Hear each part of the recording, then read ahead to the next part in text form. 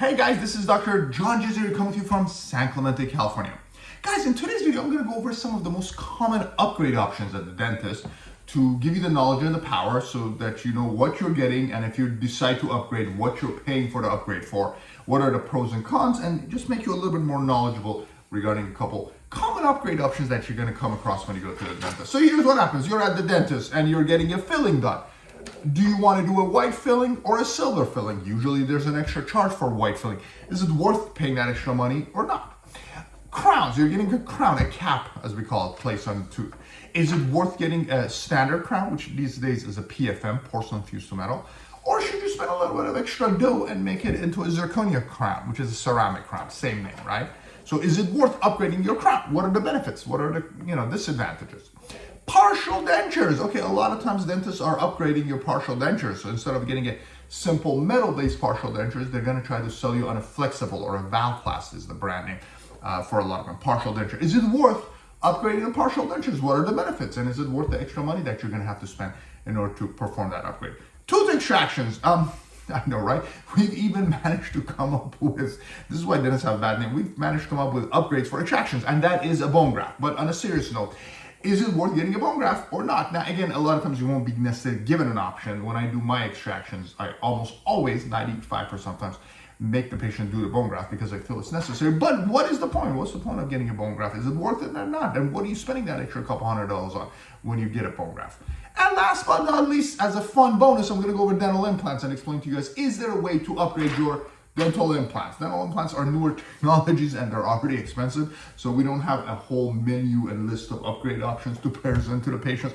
I'm sure in 10 years that's going to change, but there actually are a couple little things about implants that I've had patients upgrade their dental implants. So I'm going to go over that as a bonus at the end, even though for the vast majority of you, getting a dental implant is enough on an upgrade, so you don't need to spend more money on additional upgrades. But for those of you who are interested, we'll have a little discussion at the end. So guys, we got a few things to talk about. I'm going to put the description below in the box. So if you want to actually go to a specific topic, if you want to learn about fillings or crowns, partials, extractions, or dental implants, you can just go ahead and click and skip to that part of the video. But if you want to just be more knowledgeable and just kind of understand what all these upgrades are, what they're about, what are the pros and cons of each one, and is it worth it for you in your mouth, then go ahead and listen to the whole video, and I'll be glad to discuss it. And guys, if you have any questions, you know what to do. Put them in the comments below. Okay, so let's go ahead and get our discussion started by going over the types of fillings and whether or not a white filling is worth the upgrade cost over a traditional silver filling.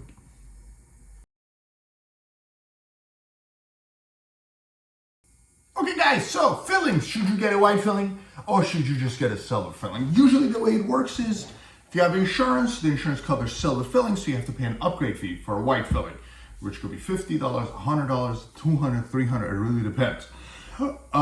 If you're a cash patient, again, you're gonna have to pay more for white fillings, okay? So I'm gonna explain to you guys what the benefits of white fillings are, what the benefits of silver fillings are, and is it worth for you to spend money to upgrade to a silver filling to a white filling. Okay, so very simple. I'm going to use my model. Silver fillings look like that. There's going to be amalgam, right? That's what they're made of, amalgam, which is mercury based, and it's mostly made from metals. And when you look at the X-ray, it's very visible. You can see the amalgam mercury. It's very bright. Okay, white fillings are just white. They match your teeth color, so it's much more difficult to notice them. And if you notice on the X-ray, even on the X-ray, they're harder to detect. So a lot of times when patients have white fillings, if it's a really well, performed one, this patient has white fillings, all of them, but you can actually see the one silver filling that's sticking out.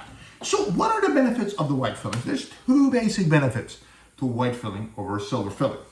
One of them is they just look better. Patients, when you're smiling, they don't want to show as much silver in their mouth, because we're all taking pictures all the time and posting them on the internet, right? So white filling does have a cosmetic benefit for those of you who care. Now, usually in the front, that's not a discussion. Front fillings are only made from white.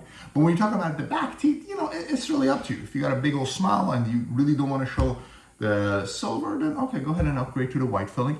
But again, it's in the back, so it's really not that noticeable. And a lot of people are just like, whatever, it's in the back. Just let's go with whatever is covered with my insurance, right? So that's the first advantage, is it just looks better, okay?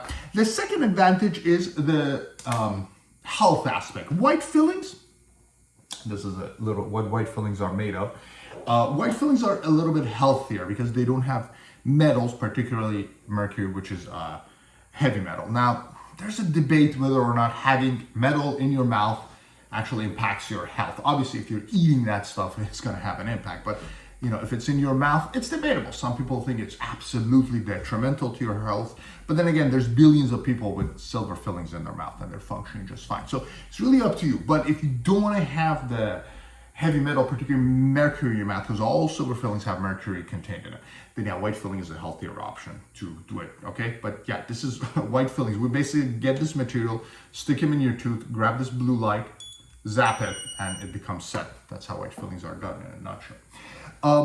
The only recommendation I have, guys, is if you have one cavity and your doctor's like white or silver, a lot of people are just go ahead and upgrade it to the white because the cost isn't much. But what if you have 7, 8 fillings? Then all of a sudden, even if it's a $200-$300 upgrade per tooth, multiply that by 7, 8 fillings, it's a couple $1,000s. So is it worth it or not? Do your research, do your homework, and make sure you're making the right decision for your mouth. Because what you don't want to do is you don't want to do silvers today, regret it, and come back a year or two later and say, you know what, I changed my mind. I want to upgrade into white filling. Because A, it's going to cost you a lot more money. B, when I'm removing your silver filling, you're going to be ingesting it. So it's really hard to contain it. So there's more of a health risk of removing them at that point. There's a protocol you can have to do to try to contain it, but it's just a lot riskier. So you're better off just not doing them to begin with, because removing them and replacing them is really the most riskiest part of when you're getting silver fillings. And then lastly, your tooth becomes sensitive because now instead of a silver filling, when we remove it, you have a bigger whiter filling. So it's just a lot of work and very risky. And a lot of people who replace 7, 8 silver fillings with white fillings end up needing a crown or a root canal in the process. So make up your mind, go with it and stick with it, and is my recommendation, regardless of which one you want to do it. But yeah, if you want to go for the looks, and if you want to go for the healthier aspect, white filling is fine. Otherwise, silver filling is more durable. It lasts longer. So if you want to just fill your teeth and never have to worry about it, do the silver filling. In fact, when I started to work and I was working with a lot of, underprivileged patients, I would just do silver filling because silver fillings last for decades and decades. White fillings need a lot more maintenance. So not only are they more expensive to put them in, but they need more maintenance over time. So a white filling has a much higher chance of becoming a crown or needing a root canal 10, 20 years down the line, which is even more money. Whereas I've seen silver fillings last 50 years all the time. They're very strong, okay? So that's as far as white and silver fillings. They both have their own implications, but you need to decide which one is best for you and your mouth.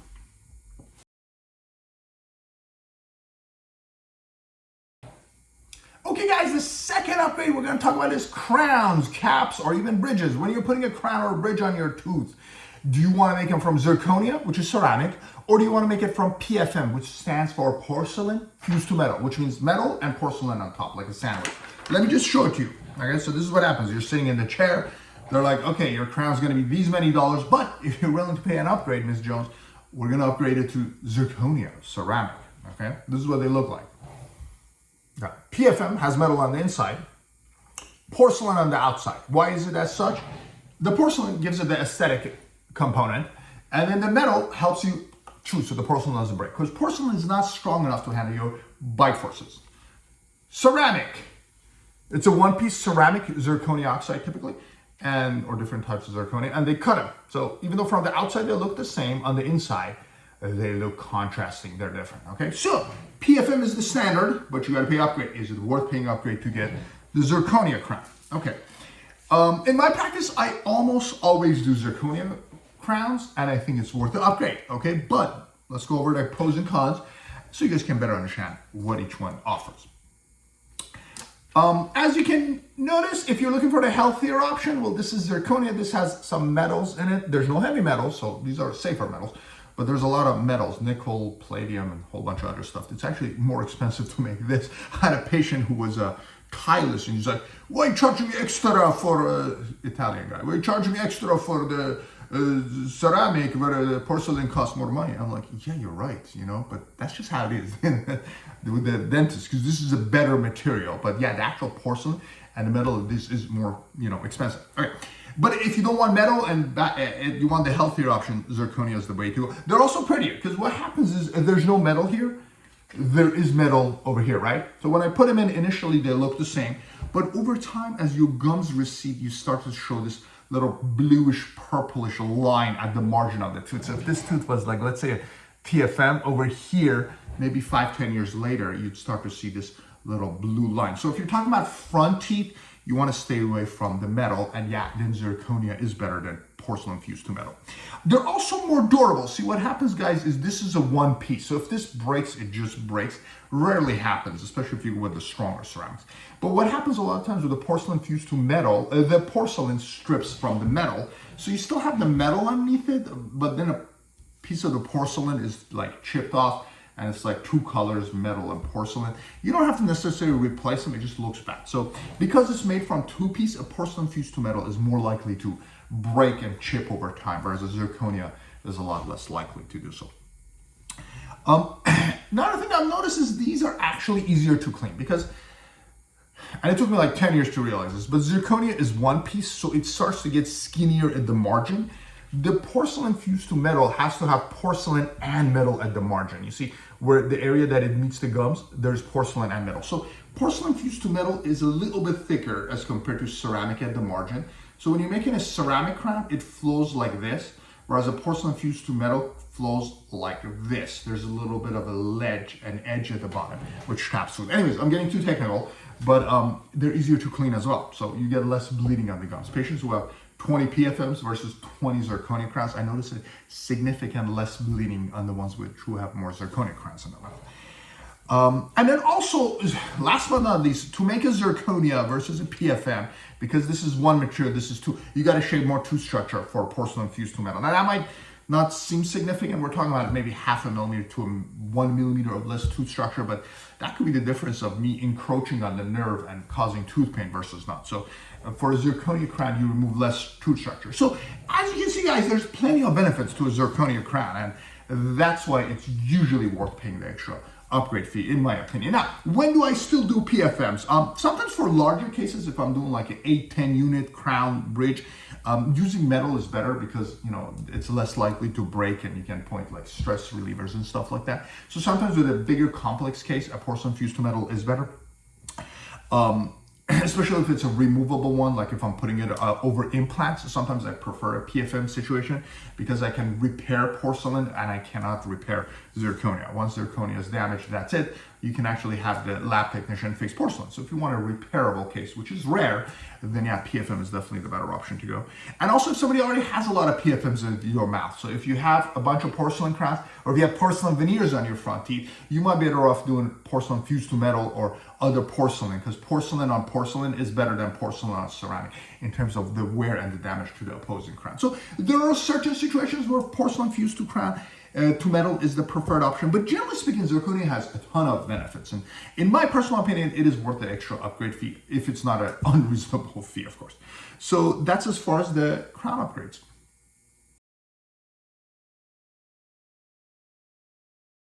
Okay, guys, so the next topic we're going to discuss are partials or partial dentures. Should you pay extra for a flexible partial denture, or should you stick with the basic metal framework cast partial dentures? Okay, so let me show you the models. This is the flexible one, okay? You can flex it. I don't want to break my model, so I won't flex it too much, but it's bendable. And it has pink flexible clips, okay? Metal-based partial denture is something like this with metal clips, and it has a framework underneath it like this with big old clips that grab everything, and this is called a metal framework. So, which one? A whole bunch of metal or flexible? Okay, this is usually a discussion if you're having a partial denture as a permanent option. If you're getting a tooth replaced and you're wearing a partial denture for a short time, this doesn't really matter. Get the cheapest one, which is a flipper typically.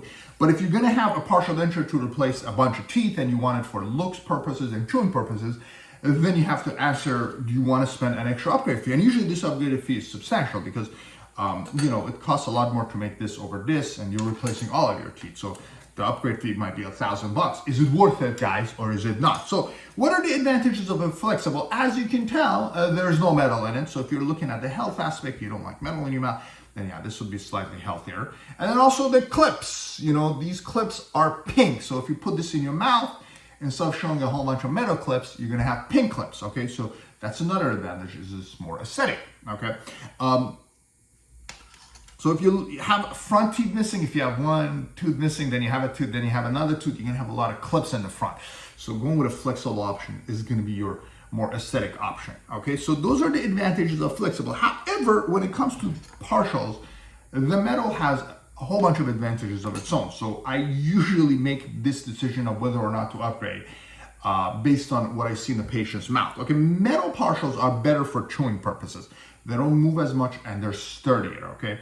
Also, with metal partials, they put more pressure on the anchoring teeth, less on the gums, whereas a flexible partial, they're very gentle with the teeth, but that pressure has to go somewhere, and that somewhere is the gum. So when you wear a partial denture like this, the area that's the pink resin is sitting against the gum tissues, it could end up being really tender. And I've had cases where I keep adjusting and adjusting it, and it just doesn't get better. So if I had a case like this, where there's no back teeth and nothing to anchor, I would actually prefer to go with a metal partial denture instead of flexible, because there's too much movement in a case like this, okay? So, you know, also another, metal partial dentures are, once this framework breaks, it's really hard to fix it. But then again, flexible partial dentures, it's really hard to add tooth to it. If you're planning on losing teeth and you think you're gonna lose 2-3 more teeth in the next 5-10 years, it's actually easier to add it to a metal partial denture. So yeah, each one has certain advantages. You know, I almost feel like I sometimes need to charge extra for the metal partial dentures over a regular one because there's enough upgrades included in that. But I would suggest if you're getting a partial dentures to go based on your previous experience. If you've already had a metal partial denture, which you've been super happy with, stick with it, don't make a change. If you already tried a metal partial dentures and you didn't do too well with it and the metal was uncomfortable, or if you just know that metal's gonna bug you and you want the best looking dentures, then upgrade to the flexible partial dentures. But this is really a case-by-case decision, guys, so you really got to discuss it with your dentist and see if it's really worth the upgrade for you or not. Because like I said, sometimes it is, sometimes it's not. And I had situations where I did the upgrade, made the patient a partial flexible dentures, and the patient ended up not being happy. I had to go back to a regular metal one. So I suggest when it comes to this particular upgrade that you guys think about the design, the anchors, whether or not you're going to be using it more for chewing or is it more of a cosmetic kind of a partial denture, and then go based on that. But yeah, as far as partial dentures, those would be your two upgrades, a flexible versus a metal cast-based partial denture.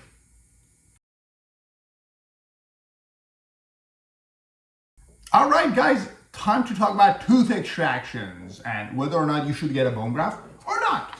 So here's what happens. First off, let me explain to you what bone graft is. Now, if you want to learn all about bone grafting, click on the video above and I'll take you and tell you everything you want and even don't want to know about grafting.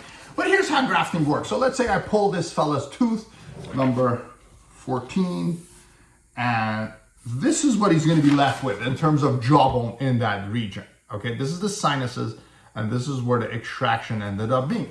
Depending on the complexity of the extraction, there's going to be less and less jawbone left. And we really don't know how hard it's going to be. I mean, there's a lot of different factors. How stiff your jawbone is, how much your tooth is anchoring onto the jawbone.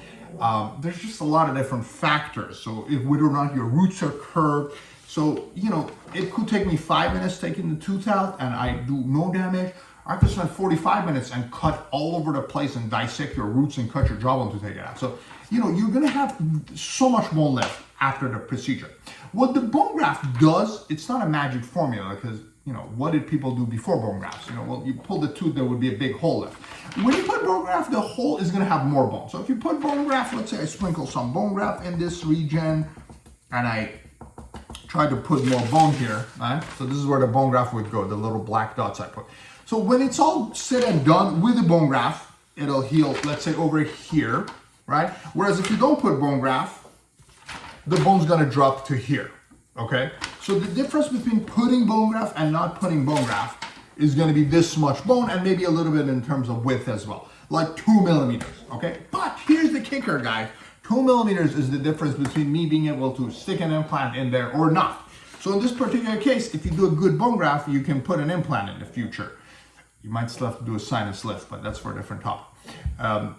If you don't do the bone graft, you're gonna have almost no bone left. So it becomes impossible or nearly impossible or very expensive to do a bone graft. So doing the bone graft in certain areas like the sinuses or where the inferior alveolar nerve is, basically for your back teeth, is very critical because the back teeth, there's anatomical restrictions, the nerve or the sinus. And if you don't do the bone graft, then placing an implant is gonna be harder.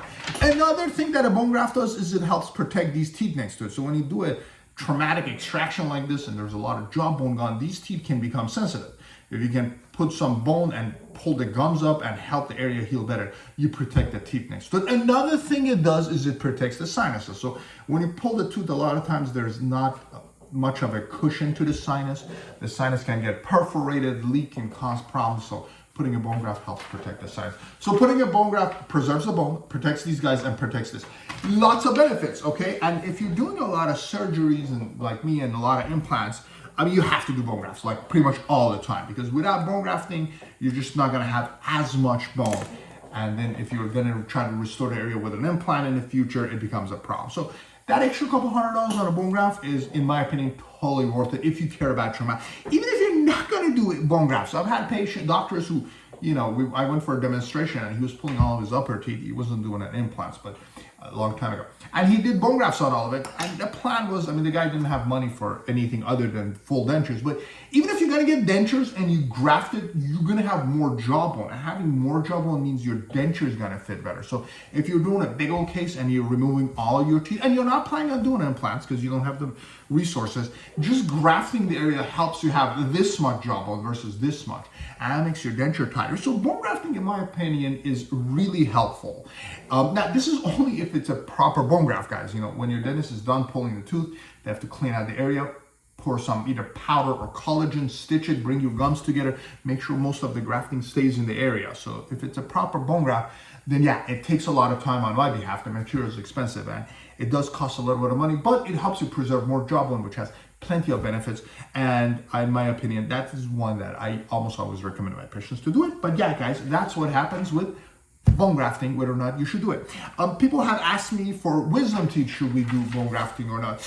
You know, for wisdom teeth, it's not as important. So there are cases where you don't need it. But again, it really depends on how the surgery goes. So I'm not there. I don't know if it's going to be a 5 minutes or 45-minute surgery. But generally speaking, for more aggressive surgeries, which take longer, they're beneficial, even if it's a wisdom tooth. Okay, guys, so I hope that sheds a little bit of light on whether or not you should spend your hard-earned dollars on some bone graft.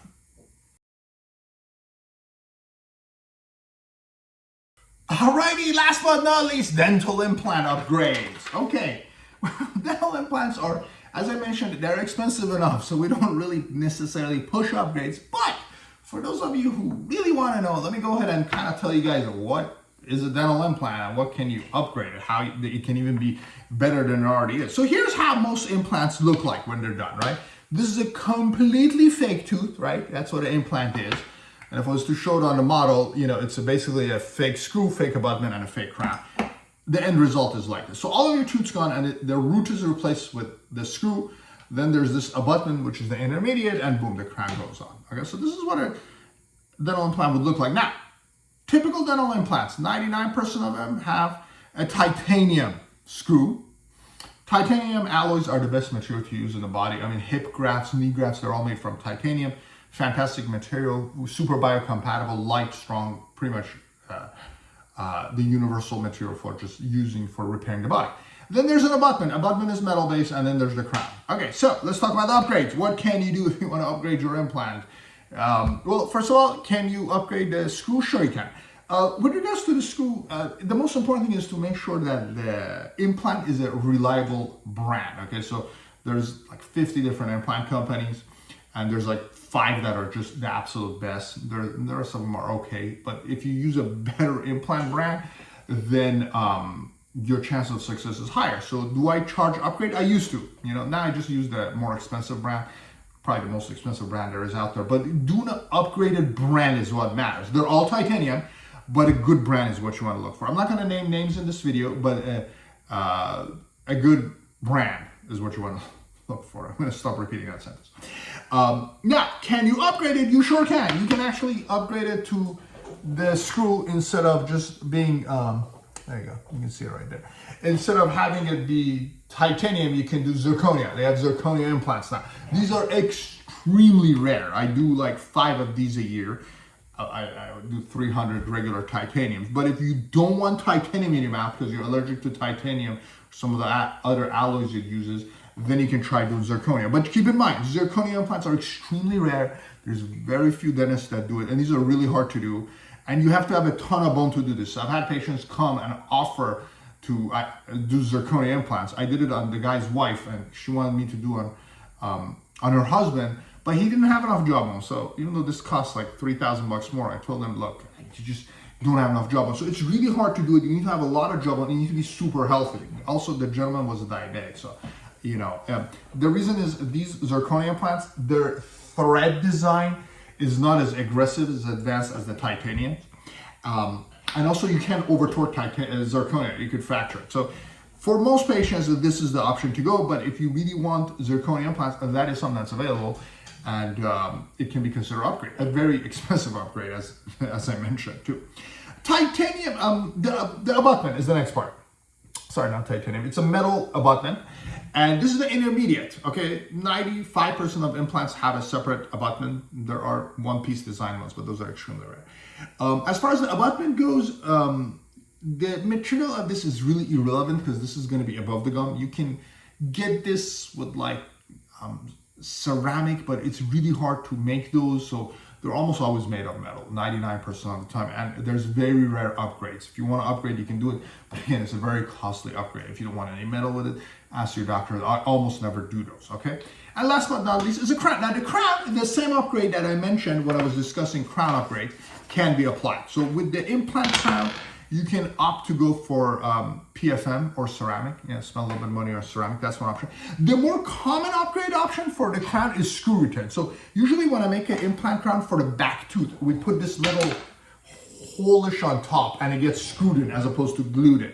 So if there's a lack of space, and especially for the posterior teeth, it's beneficial, highly beneficial to put a screw access hole on top, so make a screw retain crown. And that's an actual upgrade. So it's not necessarily the material of the crown that's upgradable, it's the design of the crown, screw retain versus cement retain, which is much preferred for the back teeth to go with a screw retain. But yeah, guys, there are upgrade options on implants, okay? My personal opinion is if you're doing implants, you're already spending a ton of money. Your doctor should just do whatever's best for you and not nickel and dime it. So they usually have one fee, which is already astronomical as it is, right? But yeah, there are ways to upgrade it. And really the main upgrade that I foresee in my practice is I always upgrade the crowns as part of the implant fee. I don't really worry about the abutment. Once in a while, a patient doesn't want titanium. Well, for that, I have to charge more because these implant screws are way more expensive than the generic ones. They're way more difficult. And for that, there's a substantial upgrade fee. But otherwise, you know, most implants, they're basically titanium with ceramic or PFM. And PFM crowns actually work really well on implants. So the upgrade fee isn't as significant because the abutment's already metal. So who cares if there's metal underneath the porcelain, right?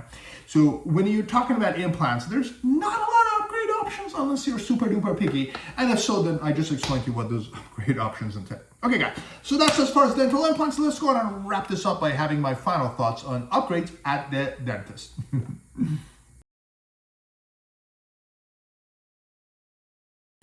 Okay, guys, so the main reasons dentists have so many upgrade options and don't just stick with one is because of insurance companies. Because if you accept an insurance company, they're going to pay you very little money to do the basic treatment, right? You can do a silver filling, a basic crown, or a metal crown, partial denture, or just pull the tooth. No, we're not covering bone graft. Okay, so they pay for the basics.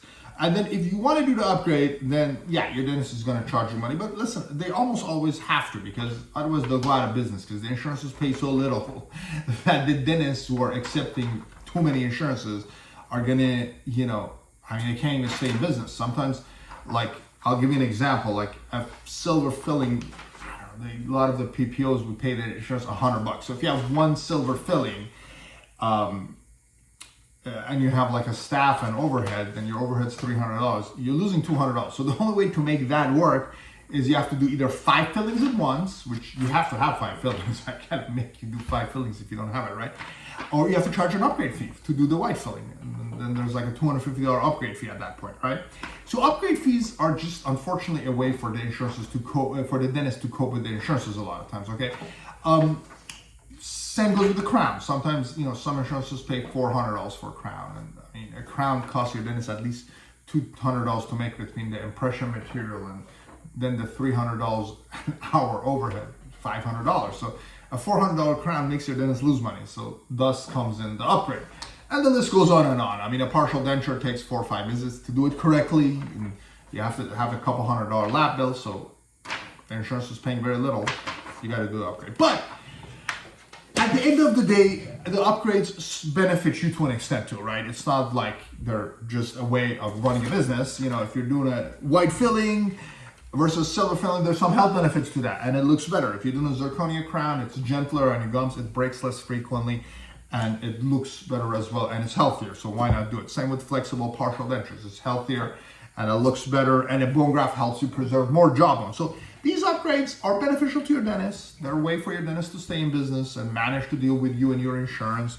They're not all that bad. We're not evil for charging you a couple $100. It's not if it's an exuberant, astronomical upgrade fee, then listen, yeah, maybe it's unfair, What do I charge for these upgrades in my practice? I mean, obviously, I've raised my fees over the years. When I started, everything was $50. But then again, the dollar was worth a lot more back then. Now everything is a couple $100. So all these upgrades cost a couple $100 depending on the scenario in my office. But again, I don't deal with insurances. If I dealt with insurances, I would have to make these a couple $100 more, or maybe even $1,000, because it really depends. I mean, if you're accepting like an HMO insurance that says your crown fee is $150, I mean, what am I gonna do? I either don't do your crown, or I say you have to do a zirconia crown for a $1,000 upgrade. So, if you're accepting a lot of insurances, this can become a little bit of a problem, and then it becomes such a business decision that you can't focus on dentistry anymore.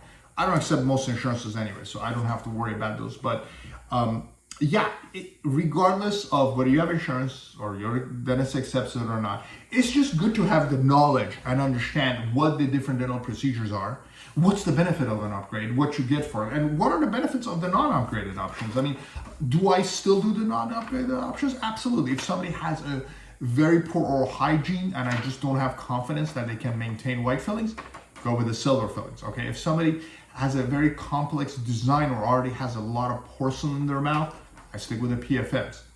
Metal partials, they're the better option. If you don't have any back teeth and your partial is gonna move all over the place, you gotta go with the metal partial because it anchors it in better in place. And if you want a partial dentures for the strict purpose of chewing, you don't care about the cosmetics, metal partial is still the way to go. Bone grafts, a wisdom tooth that has no bearing, it's back there. Okay, sometimes I skip the bone graft. If a tooth is really loose and it's gonna come right out and the patient is not really a candidate for implants in that particular region, you can skip the bone graft, but I usually don't, okay? Dental implants, the patient comes, they want a holistic implant because they don't want to have a whole bunch of metal in their mouth, and they've done their research. Fine, you got it, buddy. You're gonna get a ceramic implant if you can afford an upgrade fee and you have sufficient bone, which is a lot of ands, and like I said, not a lot of people check those. But yeah, there's an indication for these. There's a much bigger indication of these, and hopefully as dentistry keeps progressing and progressing, people can get a better treatment without having to spend as much money because the insurances will eventually catch up and cover them. But that's a long ways from that. Anyways, guys, I hope this video was helpful. If you've had your own experience with an upgrade, you want to share with us whether or not it was worth it, how much you paid for it, and would you have done it again, please put it in the comments below and keep it professional. Be nice to your dentist. And I hope you enjoyed the video, and I'll see you guys next time.